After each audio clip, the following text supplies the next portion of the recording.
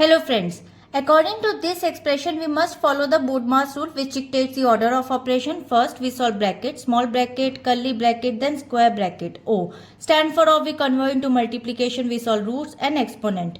D stands for division, M stands for multiplication, A stands for addition and S stands for subtraction. According to this Bodmas sequence, we'll break it down this expression by the step-by-step solution.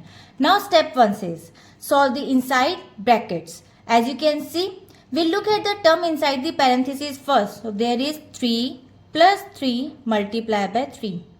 And according to this, within these brackets, we must apply the order of operations again. Meaning, we perform multiplication before addition. So first, part A says multiply the digits.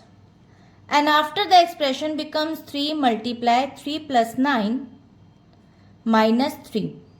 So now we add the digits. Now 3 plus 9 equals to 12. And now the expression becomes 3 multiplied by 12 minus 3.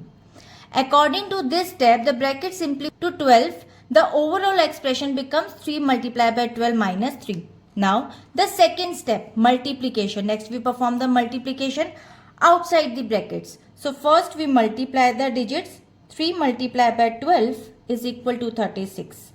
According to this step, the steps reduce the expressions further to 36 minus 3. And we do this because multiplication has priority over a subtraction.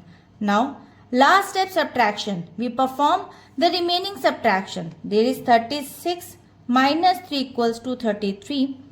And this is the final result. So, final result of this expression is 33. And by strictly following the Bodmas hierarchy, resolving the internal multiplication within the brackets first, completing the addition to clear the brackets and then finishing the external multiplication and subtraction, we ensure the mathematical accuracy. So now according to this expression, 33 is final result and I hope it is clear. We'll meet in the next video. Bye-bye.